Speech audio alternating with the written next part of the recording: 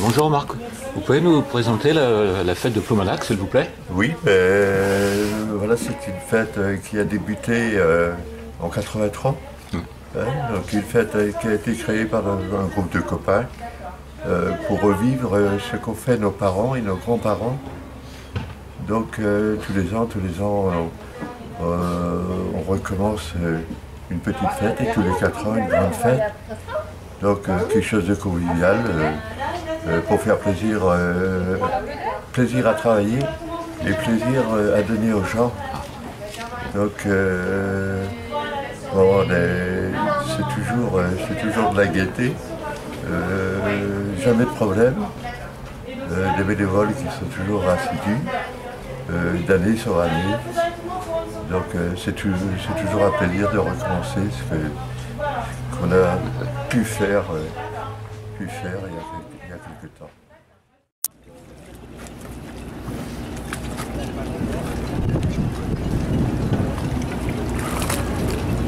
T'es sûr que la période du gouvernail va tenir là?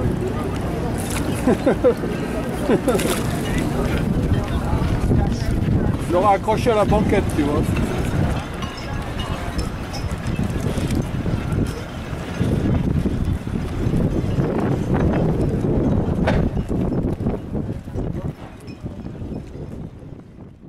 Bon, de beaux bateaux de travail dans le port.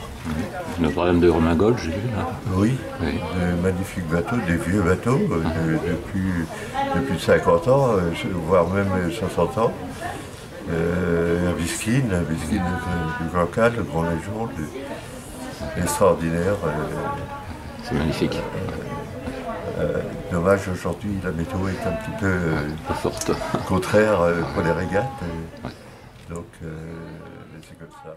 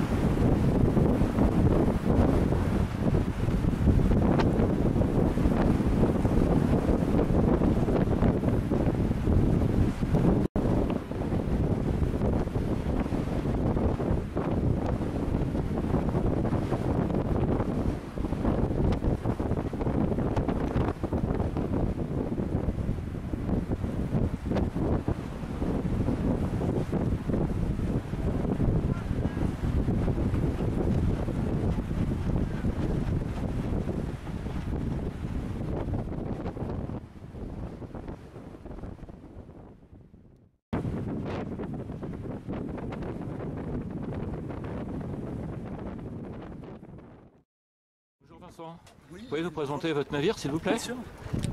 C'est un canot qui a été construit à Saint-Goustan, dans le port de Saint-Goustan, au Ré. Il est sorti des chantiers en 1974. Et voilà, c'est un bateau qui a été construit sur des plans de croisic. Il fait 1,80 m en haut. La construction le roof d'origine. Et restauré au chantier de Tramassé.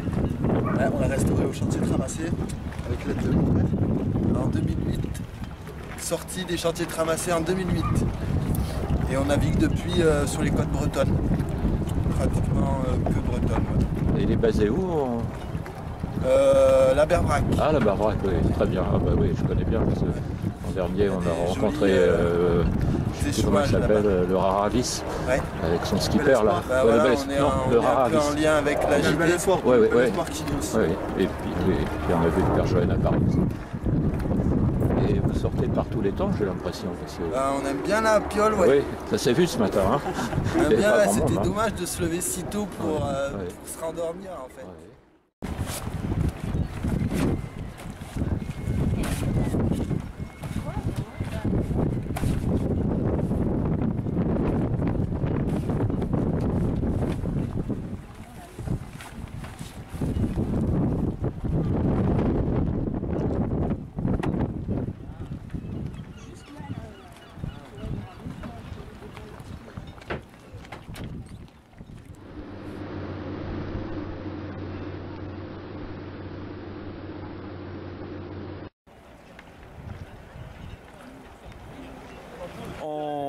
En fin d'année 68, donc on a eu une marée d'équinoxe et le bateau, la première saison qu'il avait fait, eh bien, il est revenu au chantier parce qu'il y avait quand même des petites choses à améliorer dessus.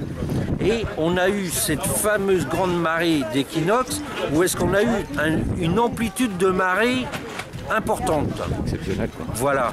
Et donc il a largué ses amarres et il a traversé donc toute la baie de Sainte-Anne et il s'est retrouvé, puisque comment la baie de Sainte-Anne c'est un marécage, et il s'est retrouvé où est-ce qu'on a la station de carburant U aujourd'hui. Parce qu'on a eu l'amplitude de marée, donc c'était pas un problème pour récupérer le bateau parce que c'était marécageux, donc le bateau n'a pas été abîmé. Mais il a eu quand même une surcote à ce moment-là, et donc le bateau avait traversé la route, puisque la route existait là, et puis il est passé carrément de l'autre côté. En 1968.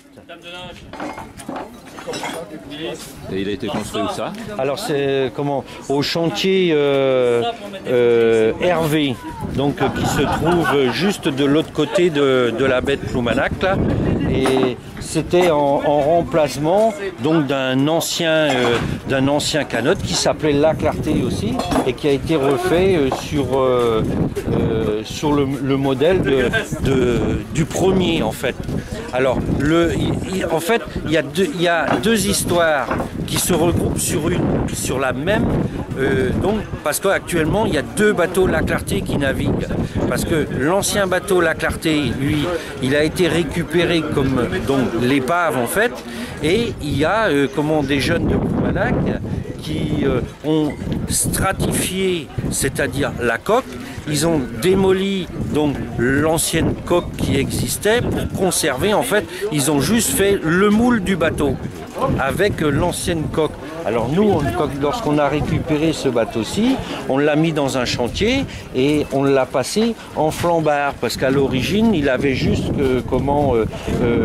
son mât de misaine, et il avait une grande misaine. Et donc on l'a mis en flambard comme les flambards, oui, mais comme les flambards qui existaient au début des années 1900 sur Ploumanac. Donc c'est une coque qui fait 6 mètres, voilà, avec donc on a un moteur de 18 chevaux dessus. Donc voilà l'historique de... Quand j'ai oublié. Vous pouvez nous présenter la LPO, s'il vous plaît? Oh, la LPO, c'est une association de 1920 qui a fêté ses 100 ans l'année dernière et qui a un stand, une base à l'île Grande et qui a à laquelle est attaché un centre de soins. Et aujourd'hui, nous sommes des bénévoles qui représentons l'association. D'abord, c'est beaucoup plus petit et ça a un bec très fin. Le reste, tout ce qui est goéland, vous avez une tache orange sur le bec. C'est cette tache, les petits tapent dessus pour avoir un mange.